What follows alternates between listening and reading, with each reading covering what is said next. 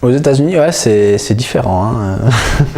Non, je dis toujours l'exemple. Là, quand on était avec l'équipe de Coupe d'Europe, il y avait un ratio de 1 pour 1. Un coach ou un staff en fait pour un athlète. Et là, aux États-Unis, c'est plus l'inverse. C'est plus un coach pour 12 athlètes. Et du coup, c'est clair que le service est différent. Le service. Et qu'est-ce qu'on fait en fait quand on skie. Enfin, moi, les 2 dernières saisons, j'ai dû faire mes skis moi-même. Alors que. Je sais pas, on peut demander à Daniel, mais je crois que ça fait un moment qu'il a fait les skis. Mais donc ça, c'est aussi un luxe qu'on peut pas se payer. Et aussi les différents trucs.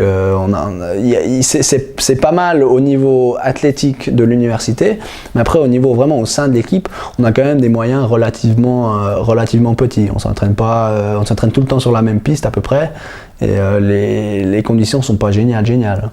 Mais c'est aussi comme ça qu'on apprend l'esprit d'équipe, la camaraderie, et je pense que ça c'est des valeurs qui sont vachement importantes quand on passe un petit peu dans ces... Voilà, des fois on est tous énervés au coach, mais le coach il essaye, il est quand même, je crois qu'il a à peu près 70 ans, il a aussi ses limites quoi.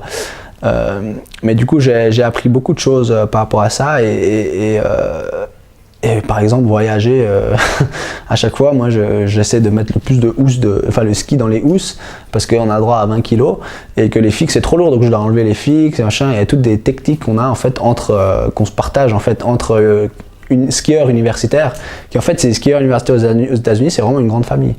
On sort ensemble, on skie ensemble, on voyage ensemble, et même pas juste avec mon équipe de l'université, mais aussi avec les autres universités, et ça c'est génial. Et après au niveau de l'école, vraiment les infrastructures, on a une salle de gym, elle est énorme, un truc que j'ai jamais vu en Suisse, mais ça c'est pour le département athlétique vraiment de l'université, où il y a énormément de sport. C'était tellement facile d'aller faire du tennis ou même d'être avec des footballeurs américains et de parler avec ces gars qui ont vraiment d'autres horizons, d'autres visions, mais aussi des étudiants. Et en fait, et pour ça aussi c'est génial.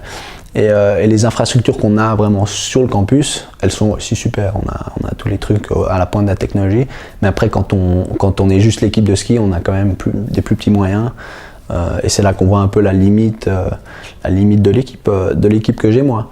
Après, je sais qu'il y a d'autres équipes, si on prend comme je disais plus tôt, les équipes où il y a les scholarships, donc où les gens reçoivent des bourses en fait pour étudier. Là, eux, ils ont tendance à avoir plus de moyens, où ils vont te payer les vols, ils vont payer le bus super joli, machin, et puis ils se débrouillent un peu plus quoi. Et ils ont plus de staff en général. Mais nous, ça reste quand même quelque chose de limité.